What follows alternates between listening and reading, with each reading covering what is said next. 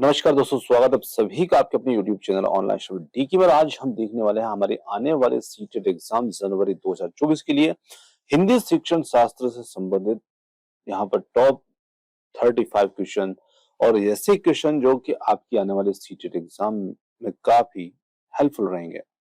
तो आइए बढ़ते हैं इन प्रश्नों की और देखते हैं आज के हिंदी शिक्षण शास्त्र के प्रश्न। यदि आपका सीटेट फर्स्ट टाइम है तो ध्यान जरूर रखिएगा कि हिंदी शिक्षण शास्त्र से केवल 15 प्रश्न जो है वो पूछे जाते हैं हिंदी वाले पार्ट में। चाहे आप प्रथम भाषा या द्वितीय भाषा कोई सी भाषा के रूप में आपने हिंदी भाषा का चयन किया है तो 15 प्रश्न आपके हिंदी पेडागोजी के रहेंगे, 15 प्रश्न आपके अपठित गद्यांश और पद्यांश से रहते हैं। पर चूंकि आपको थोड़े क्वेश्चन ज्यादा मिले इसलिए यहाँ पर क्वेश्चन आज के इस वीडियो में हमने ज्यादा शामिल किए हैं। तो चलिए बढ़ते हैं प्रश्नों की ओर। ऐसे ही बेहतरीन प्रश्नों के लिए आप अपनी ऐप ऑनलाइन स्टडी डीके को भी प्ले स्टोर से डाउनलोड कर सकते हैं, जिसका लिंक आपको वीडियो के डिस्क्रिप्शन में मिल जाएगा और उसी के माध्यम से आप अपनी तैयारी को और भी बेहतर कर सकते हैं, प्रैक्टिस सेट लगा सकते हैं, सीटेट के लिए महत्वपूर्ण कंटेंट उसमें प्राप्त कर सकते हैं। फर्स्ट क्वेश्चन की बात करते हैं। यहाँ पर पहला प्रश्न आता है, नए शब्द पढ़ने के लिए अक्षरों को उनकी ध्वनि से संयोजित करना रिक्त स्थान कहलाता है। तो देखिए, जब हम नए शब्दों को पढ़ने के लिए अक्षरों को उनकी ध्वनि के साथ संयोजित करते हैं तो उस स्थिति में हम उनको क्या कहेंगे? तो यहाँ पर इस शब्द संरचना, शब्द पहचान, स्वनिम जागरूकता, पठन, अवबोधन। तो यहाँ पर ये चीज जब हम उनकी ध्वनि के साथ संयोजित करते हैं तो ये हमारे लिए स्वनिम जागरूकता कहलाएगी और इसके लिए विकल्प सी इसमें हमारा उत्तर होगा। आगे अगला प्रश्न आता है, 2.5 वर्ष का बालक अपनी माता को एक पुस्तक पढ़ते हुए देखता है। वह भी पुस्तक के पृष्ठ पलटता है और पुस्तक को उलटता पुलटता है, मुद्रित भाषा को पढ़ने का प्रयत्न करता है। इस बच्चे को किस श्रेणी में रखेंगे? प्रारंभिक, रिक्त स्थान। तो यहाँ पर बच्चा प्रारंभिक पाठक है, लेखक है, वक्ता है, अवलोकन करता है। बहुत ही महत्वपूर्ण प्रश्न है प्रारंभिक पाठक से। तो देखिए, बच्चे जब पढ़ना लिखना ठीक से नहीं जानते तब भी यदि वो किताबों की ओर आकर्षित होते हैं तो बच्चा यहाँ पर एक प्रारंभिक पाठक की भूमिका में रहेगा। मतलब बच्चा यहाँ पर पढ़ तो नहीं सकता है पर फिर भी वो पढ़ने का प्रयत्न यहाँ पर कर रहा है। मतलब उसको चाहे समझ पड़ती नहीं पर पेज ही पलटता है। तो यहाँ पर कहीं ना कहीं बच्चा प्रारंभिक पाठक की भूमिका में रहेगा। आगे देखते हैं, वाइगोत्स्की के मत के अनुसार भाषा क्या है? तो वाइगोत्स्की के मत के अनुसार भाषा को देखें तो वाइगोत्स्की ने भाषा को एक चुनौतीपूर्ण उपकरण, एक सांस्कृतिक उपकरण, अर्थहीन उपकरण या आनंददायी उपकरण। तो वाइगोत्स्की ने भाषा को एक सांस्कृतिक उपकरण की भूमिका दी है और यहाँ पर विकल्प जो बी होगा वो हमारा इसमें उत्तर होगा। आगे देखिए, अगला प्रश्न है, भाषा कोई पृथक वाक्य या शब्द नहीं है इसलिए अध्यापक को भाषा एक अर्थपूर्ण रिक्त स्थान के रूप में प्रस्तुत करनी चाहिए। भाषा कोई सब पृथक वाक्य या शब्द नहीं है इसलिए अध्यापक को भाषा को एक अर्थपूर्ण के रूप में प्रस्तुत करना चाहिए। तो यहाँ पर चारों में से हम रिक्त स्थान देखें, विमर्श, स्कीमा, पांडुलिपि, उपकरण। तो यहाँ पर एक विमर्श के रूप में, अर्थपूर्ण विमर्श के रूप में यहाँ पर प्रस्तुत करनी चाहिए। चलिए, ए विकल्प इसमें उत्तर होगा। आगे देखते हैं, अगला प्रश्न है, स्वनिम जागरूकता किसका ज्ञान है? अभी हमने बात की थी स्वनिम जागरूकता की। तो ये ध्वनि का ज्ञान है। जो शब्द हमारे वर्ण होते हैं उनके साथ जब ध्वनि को जोड़ते हैं तो ये यहाँ पर ध्वनि का ज्ञान है। आगे चलते हैं, एक बालक को यह समझ है कि किसी कागज पर मुद्रित लिखित सामग्री अर्थपूर्ण शब्दों को प्रस्तुत करती है और ये शब्द बोली जाने वाली भाषा से संबंधित है, उसमें किसका विकास हो चुका है? तो यहां पर यदि हम देखें तो इसमें मुद्रित या लिखित सामग्री जागरूकता का, पृष्ठों की जागरूकता, अर्थ की जागरूकता, स्वनिम जागरूकता। तो देखिए, बालक को जब ये समझ है कि कागज पर जो मुद्रित या लिखी हुई सामग्री उसका अर्थपूर्ण शब्दों में प्रस्तुत करती है और ये यहाँ पर मुद्रित लिखित सामग्री की जागरूकता का विकास उसमें हो चुका है और ऑप्शन ए यहाँ पर उत्तर होगा। जो पाठकों से अपेक्षा की जाती है कि वे किसी पाठ्य सामग्री के प्रत्यक्ष निष्कर्ष वाले अर्थ से आगे जाएं, यह किस पर आधारित होगा? तो यहाँ पर हम कह सकते हैं ये किस पर आधारित होगा? ये पाठ्य सामग्री की पुनः प्राप्ति व समझ, मूल्यांकन और प्रतिबिंबन, अपने शब्दों में कहना और सारांशीकरण करना, बारीकी और सरसरी तौर पर पठन। तो यहाँ पर हम कह सकते हैं ये मूल्यांकन और प्रतिबिंबन पर ये आधारित होगा। ऑप्शन नंबर बी इसमें हमारा उत्तर होगा। दक्षता आधारित पठन किस बारे में सक्षम बनाता है? यहाँ बड़े लिखा है तो ये बारे में है, किसके बारे में सक्षम बनाता है? शिक्षार्थी को विषय वस्तु में निपुणता प्राप्त करने के लिए केंद्रित करना, शिक्षार्थी विषय का विशेषज्ञ बन सके, शिक्षार्थी समाज एवं कार्यस्थल पर कार्य कर सके, शिक्षार्थी अधिक अंक ला सके। तो यहाँ पर हम कह सकते हैं कि दक्षता आधारित पठन किस बारे में सक्षम बनाता है? तो ये में बनाता है शिक्षार्थी को विषय वस्तु में निपुणता प्राप्त करने के लिए केंद्रित करना। ऑप्शन नंबर ए इसमें हमारा उत्तर होगा। कक्षा 8 का अध्यापक राघवन विद्यार्थियों को 5 समूह में बांटता है और प्रत्येक को एक विशिष्ट टॉपिक पर वार्तालाप में बोलने के लिए एक पात्र एवं भाषा देता है। इस कार्य को किस रूप में जाना जाएगा? तो यहाँ पर तुरंत सोचने से जुड़ा नियम, रोल प्ले, नाटक, भाषा विकास। तो यहाँ पर हो जाता है role play. Option number B हमारा उत्तर है। आगे देखिए, प्राथमिक स्तर पर विद्यार्थियों के लिए पढ़ाई का माध्यम क्या होना चाहिए? मातृभाषा, हिंदी, अंग्रेजी, राज्य की भाषा।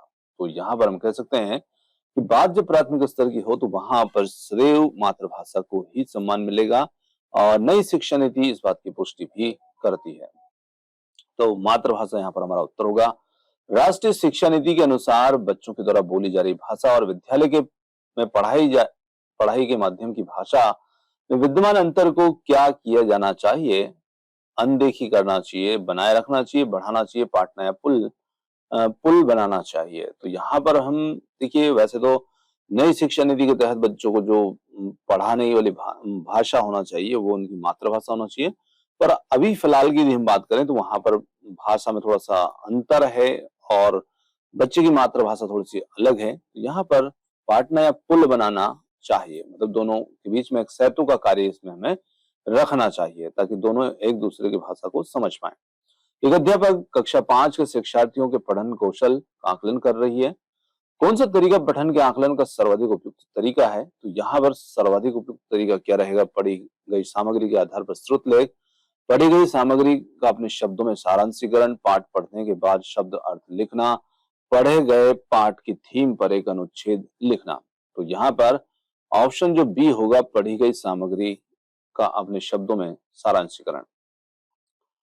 आगे चलते हैं, विक्रम का जन्म मध्य प्रदेश में हुआ। इसके 6 वर्ष के बाद उसके पिता का स्थानांतरण केरल में हो गया। वहां विक्रम को एक अंग्रेजी माध्यम के स्कूल में प्रवेश दिलाया गया, किंतु कुछ ही महीनों में उसने मलयालम सीख ली। इस स्थिति में विक्रम ने क्या किया? तो देखिए, विक्रम का जो जन्म स्थान है वो मध्य प्रदेश है और जो उसके पिता का कार्य स्थल है वो है केरल। तो निश्चित रूप से हम जैसे परिवेश में जाते हैं तो कहीं ना कहीं वैसे परिवेश की भाषा का हम अर्जन कर लेते हैं, हमारे वातावरण से, हमारे परिवेश से हम सीख लेते हैं। तो उसने जो मलयालम सीखी वो उसने अपने परिवेश से मलयालम को अर्जित की है और ऑप्शन नंबर ए यहाँ पर बिल्कुल हमारा उत्तर इस प्रश्न के लिए होगा। आगे चलते हैं, भाषा की पाठ्य पुस्तकों में चित्रों से शिक्षार्थियों को क्या लाभ मिलता है? तो देखिए, चित्र से शिक्षार्थी को क्या लाभ मिलेगा? बिना पढ़े पूरी पाठ्य सामग्री समझ लेते हैं, सहपाठियों की मदद से पढ़ते सीखते हैं, पाठ्य सामग्री में आए विचार घटनाओं को भांपते अनुमान लगा सकते हैं और बिना किसी मदद के अपने आप पढ़ते और सीखते हैं। तो यहाँ पर हम कह सकते हैं कि विद्यार्थी जो होते हैं वो पाठ्य सामग्री में आए हुए विचार घटनाओं को भांपते हैं और अनुमान लगा लेते हैं। तो यहाँ पर ऑप्शन सी इस प्रश्न के लिए उत्तर होगा। अध्यापिका कक्षा 4 में संज्ञा बढ़ाना चाहती है, कौन सी विधि यहाँ पर सर्वाधिक उपयुक्त होगी? तो यहाँ पर हम कह सकते हैं संज्ञा की परिभाषा और प्रकार बताना, पढ़ी जा रही सामग्री में व्यक्ति वस्तु स्थान के नामों को रेखांकित करना, उसके बाद संज्ञा की व्याख्या करना। तो सी में है संज्ञा की व्याख्या करना, इसके बाद विद्यार्थियों से उदाहरण पूछना, संज्ञा शब्दों पर आधारित कार्य पत्र को पूरा करने के लिए कहना। तो यहाँ पर हम कह सकते हैं पढ़ी जा रही पाठ्य सामग्री में व्यक्ति वस्तु स्थान के नामों को रेखांकित करना, उसके बाद संज्ञा की व्याख्या करना। ऑप्शन 20 में उत्तर होगा। एक अध्यापिका अनुच्छेद लेखन के लिए प्रक्रिया आधारित उपगम का अनुसरण कर रही है, शिक्षार्थियों में लेखन कौशल विकसित करने का सही तरीका क्या है? तो यहाँ पर हम देखें, विद्यार्थियों को अनुच्छेद लेखन के बारे में पढ़ने के लिए कहना, पी है टॉपिक से संबंधित मस्तिष्क में आ रहे बिंदुओं को नोट करने के लिए कहना और विषय से जुड़े मुख्य बिंदुओं की अपेक्षा व्याकरणिक गलतियों पर ध्यान देने के लिए कहना। और डी है सर्च इंजन का प्रयोग करते हुए कुछ विचार बिंदु पकड़ने के लिए कहना। तो यहाँ पर प्रश्न का हमारा सही उत्तर जो होगा वो हो जाता है टॉपिक से संबंधित मस्तिष्क में आ रहे बिंदुओं को नोट करने के लिए कहना। आगे चलते हैं अगले प्रश्न पर। जब बच्चे घर और समुदाय से अलग अलग भाषा अनुभवों के साथ विद्यालय में प्रवेश लेते हैं तो शिक्षक को विद्यालय में क्या करना चाहिए? तो शिक्षक को विद्यालय में उनकी गृह भाषा की उपेक्षा करनी चाहिए, अनुदेशन की भाषा पर ध्यान केंद्रित करना चाहिए, उनकी गृह भाषा का प्रयोग करना चाहिए। और डी है उनसे विद्यालय में घर की भाषा का प्रयोग नहीं करने के लिए कहना चाहिए। तो देखिए यहाँ पर जब बच्चे अलग अलग घर से समुदाय से अलग अलग भाषा के अनुभवों के साथ में विद्यालय में आते हैं तो निश्चित रूप से हमें उनकी गृह भाषा का प्रयोग यहाँ पर करना चाहिए और इसके लिए विकल्प सी इसमें उत्तर होगा। बच्चों का प्रभावी संप्रेषणकर्ता बनाने के लिए एक शिक्षक को निम्नलिखित में से किसका अभ्यास उनके साथ नहीं करना चाहिए? भाषा के साथ खेलना, भाषा का उत्पादन, ज्ञान का निर्माण और उसे साझा करना, बेहतर प्रदर्शन हेतु भूमिका निर्वाह के लिए संवादों को याद करना। तो देखिए भूमिका निर्वाह या बेहतर प्रदर्शन हेतु भूमिका निर्वाह के लिए संवादों को याद करना, क्योंकि यहाँ पर हम बात प्रभावी संप्रेषणकर्ता की कर रहे हैं, उनको प्रभावी संप्रेषणकर्ता बनाना चाहते हैं। आगे बढ़ते हैं। निम्नलिखित में से कौन सा कथन यहाँ पर सही है? अंग्रेजी कक्षा में आने वाले बच्चे साफ स्लेट की तरह होते हैं। कक्षा 1 में बच्चे अंग्रेजी बिल्कुल भी नहीं जानते हैं। सी है बच्चे अपने अनुभवों की पूंजी के साथ विद्यालय आते हैं। शिक्षार्थी का अनुभव उनके सीखने में सहयोग नहीं करता है। तो यहाँ पर देखें तो बच्चे अपने अनुभवों की पूंजी के साथ में विद्यालय आते हैं। इसके लिए विकल्प सी हमारा उत्तर होगा। प्रत्येक बच्चा वाक्य विन्यास संबंधी नियमों के साथ लैस होता है, जिसे सार्वभौमिक व्याकरण कहते हैं। यह रिक्त स्थान से संबंधित है। भाषा अर्जन क्षमता, भाषा अर्जित क्षमता, सीखना अर्जन प्रेरणा, भाषा अर्जन प्रेरणा। तो यहाँ पर भाषा अर्जन क्षमता यहाँ पर हमारा उत्तर होगा। ऑप्शन नंबर ए इसमें हमारा उत्तर होगा। आगे चलते हैं। भाषा की केंद्रितता क्या है? तो भाषा की केंद्रितता इस बात की पहचान करना कि विषय वस्तु को सीखने में भाषा की भूमिका महत्वपूर्ण है। इस बात की पहचान करना कि भाषाएं एकांत में सीखी जाती है। इस बात की पहचान करना कि भाषा और अधिगम पारस्परिक रूप से संबंधित है। भाषा संप्रेषण के लिए और विचारों के लिए भाषा की जरूरत नहीं है। तो यहाँ पर हम कह सकते हैं इस बात की पहचान करना कि विषय वस्तु को सीखने में भाषा जो होती है वो महत्वपूर्ण होती है, यही भाषा की केंद्रितता है। आगे बढ़ते हैं। पोर्टफोलियो आकलन क्या है?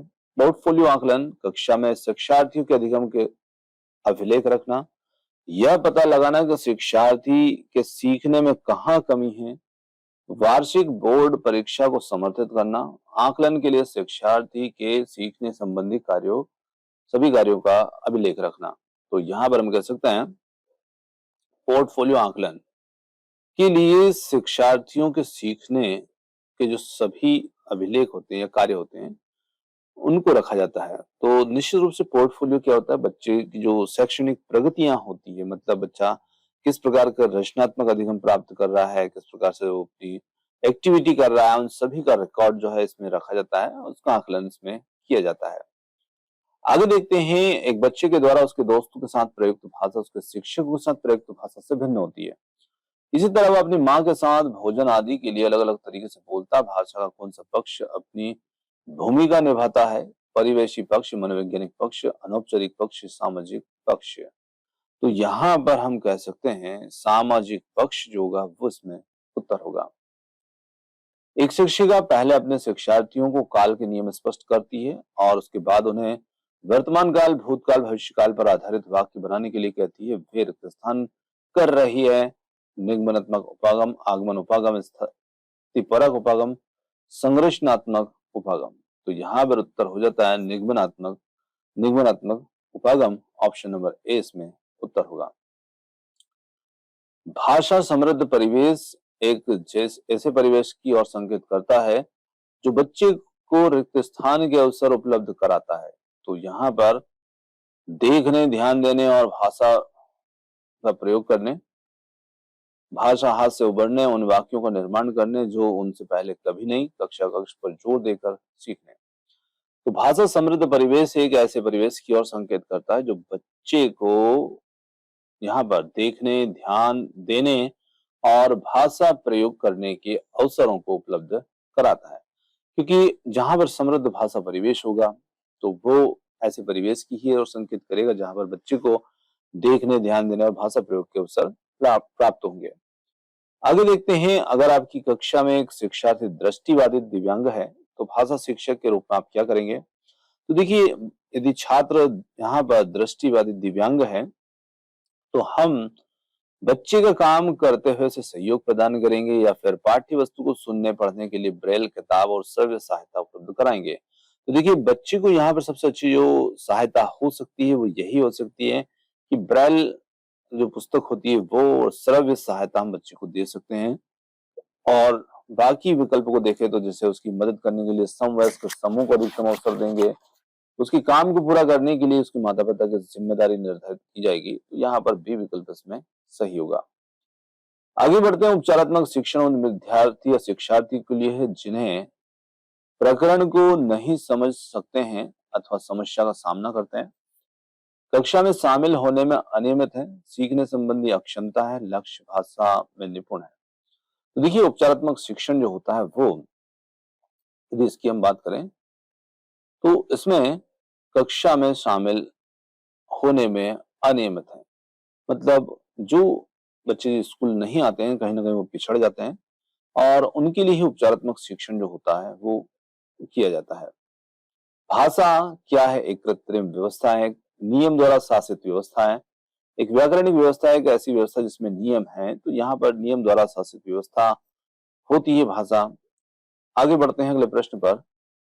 भारत की विद्यालय शिक्षा में भाषा युक्ति क्या कहलाती है? तो यहाँ पर बहुभाषावाद, त्रिभाषा सूत्र, कार्यालय भाषा नीति या राष्ट्रीय शिक्षा नीति, यहाँ पर ये त्रिभाषा सूत्र यहाँ पर कहलाएगी। एक बालिका पटना से मुंबई स्थानांतरित होती है, वह विद्यालय में एक भाषा के रूप में अंग्रेजी पढ़ती है और सहपाठी और आस पड़ोस के लोगों के साथ में अंतर्क्रिया करके वह मराठी सीखने की स्थिति में है।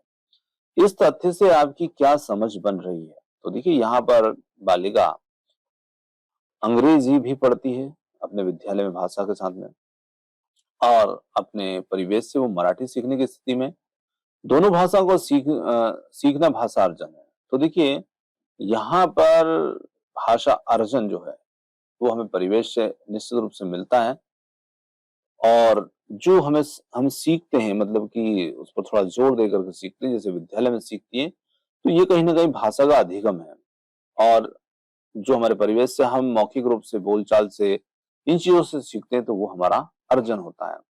तो यहाँ पर देखें, तो इसमें विकल्प दोनों भाषाओं का सीखना भाषा अर्जन है, अंग्रेजी भाषा का सीखना भाषा अर्जन है, मराठी का सीखना भाषा अधिगम है, अंग्रेजी का भाषा सीखना अधिगम भाषा अधिगम है और मराठी का भाषा अर्जन है। तो यहाँ पर अंग्रेजी भाषा का सीखना भाषा अधिगम है, मराठी भाषा का अर्जन है। तो यहाँ पर ऑप्शन नंबर सी यहाँ पर उत्तर होगा।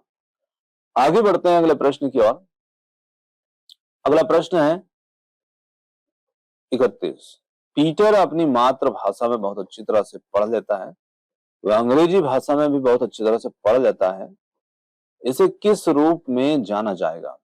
तो यहाँ पर यदि हम देखें तो दक्षता स्थानांतरण, परिचित से अपरिचित की ओर जाना, भाषिक योग्यता, कौशल स्थानांतरण, तो इसे हम कौशल स्थानांतरण के रूप में जानेंगे। आगे चलते हैं, अगला प्रश्न है, किसी पाठ्य पुस्तक के लिए पाठ्य सामग्री का चयन करते समय एक मुख्य आधार है। तो यहाँ पर मुख्य आधार क्या होगा? पाठ्य सामग्री शिक्षार्थी के जीवन से जुड़ी होना चाहिए, पाठ्य सामग्री स्वाभाविक भाषा में होना चाहिए और प्रामाणिक सामग्री होना चाहिए, पाठ्य सामग्री उस देश की होना चाहिए जिसका शिक्षार्थी निवासी है, पाठ्य सामग्री उपयुक्त विधा से होना चाहिए। तो यहाँ पर यदि हम बात करें तो पाठ्य सामग्री स्वाभाविक भाषा में होना चाहिए और प्रामाणिक सामग्री होना चाहिए। इसके लिए विकल्प बी हमारा उत्तर होगा। आगे चलते हैं, सरसरी तौर पर पठन है। तो ये सरसरी तौर पर पठन क्या होगा? पाठ्य सामग्री में से समग्र अर्थ प्राप्त करने के लिए पठन, विशिष्ट सूचना प्राप्त करने के लिए पठन, या फिर लेखक की मंशा जानने के लिए पठन, पाठ्य सामग्री से आगे का पठन। तो यहाँ पर हो जाता है पाठ्य सामग्री में से अर्थ प्राप्त करने के लिए पठन। आगे बढ़ते अगला प्रश्न है, भाषा के बारे में ज्ञान क्या कहलाएगा? कार्यविधि आधारित ज्ञान, घोषणात्मक ज्ञान, प्रक्रिया आधारित ज्ञान, भाषा व्याकरण। तो यहाँ पर भाषा के बारे में ज्ञान घोषणात्मक ज्ञान कहलाएगा। आगे देखते हैं, कौन सा उपगम शिक्षक को कक्षा कक्ष में अन्य भाषाओं की सराहना करने के लिए अवधारणाओं को समझने हेतु शिक्षार्थी के लिए एक सेतु उपलब्ध कराता है और उनकी घर की भाषा विद्यालय के अनुदेश की भाषा के बीच एक निकट सूत्र विकास करता है। तो यहां पर हम कह सकते हैं त्रिभाषा सूत्र, बहुभाषिक उपगम, बहुश्रेणी उपागम, प्रत्यक्ष उपागम। तो ऑप्शन नंबर 20 में यहां पर उत्तर होगा। ऑप्शन 20 में उत्तर होगा। तो दोस्तों, ये थे आज के हमारे हिंदी शिक्षण शास्त्र से संबंधित टॉप 35 क्वेश्चन। और क्वेश्चन आपको कैसे लगे कमेंट्स करके जरूर बताइएगा। वीडियो पसंद आया तो वीडियो को लाइक, शेयर, चैनल को सब्सक्राइब करना मत भूलिएगा। और आपने जो समय दिया उसके लिए बहुत बहुत धन्यवाद। Thanks for watching. मिलते हैं जल्दी ही एक और नए वीडियो के साथ। धन्यवाद।